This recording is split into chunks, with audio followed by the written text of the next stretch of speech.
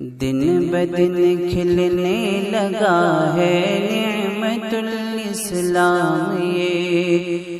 بسم اللہ الرحمن الرحیم۔ صرف 5 منٹ کا مدرسہ قرآن و حدیث کی روشنی میں 235واں دن 25 شعبان المعظم۔ نمبر 1، اسلامی تاریخ۔ حضرت عثمان بن مظعون رضی اللہ تعالی عنہ۔ حضرت عثمان بن مظعون رضی اللہ عنہ قریش خاندان سے تعلق رکھتے تھے۔ وہ اور ان کے بیٹے صائب 13 افراد کے مسلمان ہونے کے بعد اسلام لائے۔ پہلی ہجرت حبشہ میں 12 مرد اور 4 عورتوں کے قافلے کے آپ ہی امیر تھے۔ 3 مہینے بعد ان کو خبر ملی کہ قریش مکہ نے رسول اللہ صلی اللہ علیہ وسلم اور مسلمانوں کی مخالفت چھوڑ دی ہے۔ مکہ کے قریب آ کر معلوم ہوا کہ یہ خبر غلط تھی، تو وہ ولید بن مغیرہ کی پناہ میں مکہ واپس آ گئے اور چند ہی دنوں کے بعد حرم میں جا کر اعلان کر دیا کہ میں ولید کی پناہ سے نکل کر اللہ کی پناہ میں داخل ہوتا ہوں۔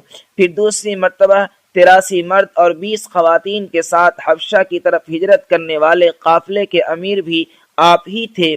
انہوں نے حبشہ میں تقریباً 5 سال گزارے تھے کہ آپ صلی اللہ علیہ وسلم کے مدینہ ہجرت کر جانے کی اطلاع ملی، تو یہ اپنے خاندان کے ساتھ مکہ آئے۔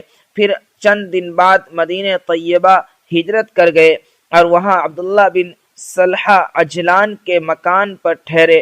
رسول اللہ صلی اللہ علیہ وسلم نے ابو الہیثم بن تیہان انصاری کو آپ کا دینی بھائی بنایا۔ انہوں نے جنگ بدر میں شرکت فرمائی تو واپس آ کر پھر بیمار ہو گئے اور سن 2 ہجری میں مدینہ طیبہ میں وفات پائی۔ آپ صلی اللہ علیہ وسلم نے ان کی پیشانی کو بوسہ دے کر فرمایا، تم دنیا سے اس طرح رخصت ہوئے کہ تمہارا دامن ذرہ برابر اس سے میلا نہیں ہوا۔ جنت البقیع میں دفن ہونے والے یہ پہلے صحابی ہیں۔ نمبر 2، اللہ کی قدرت۔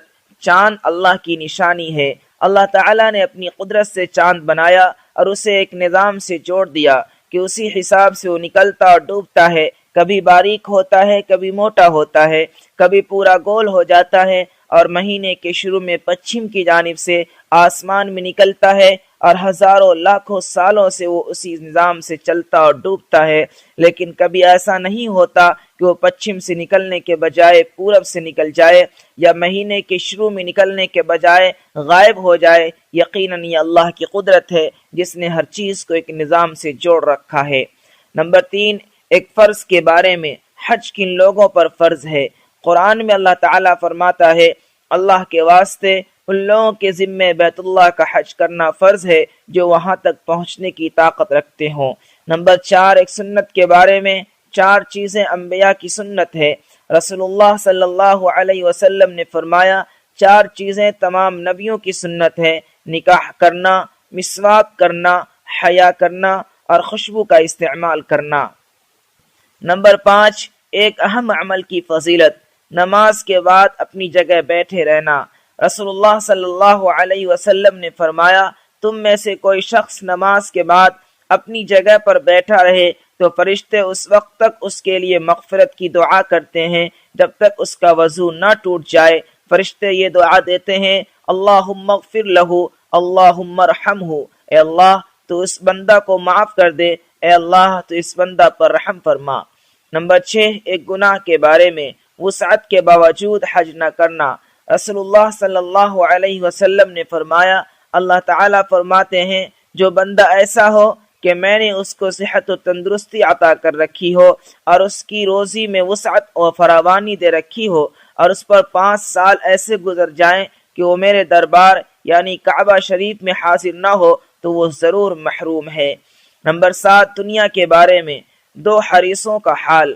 رسول اللہ صلی اللہ علیہ وسلم نے فرمایا، 2 پیاسے کبھی سیراب نہیں ہوتے، ایک علم کا پیاسا جو کبھی سیراب نہیں ہوتا، دوسرا دنیا کا پیاسا وہ حریص جو کبھی سیراب نہیں ہوتا۔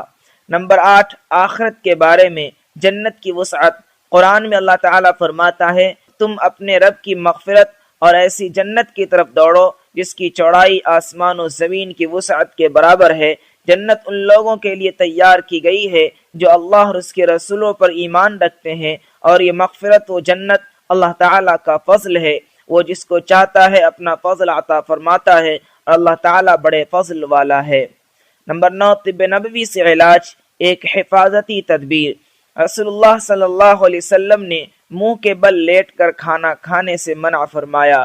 فائدہ، اس طرح کھانے سے معدے میں کھانا بڑی تکلیف سے پہنچتا ہے اور ہضم ہونے میں بھی تکلیف ہوتی ہے۔ نمبر 10 قرآن کی نصیحت۔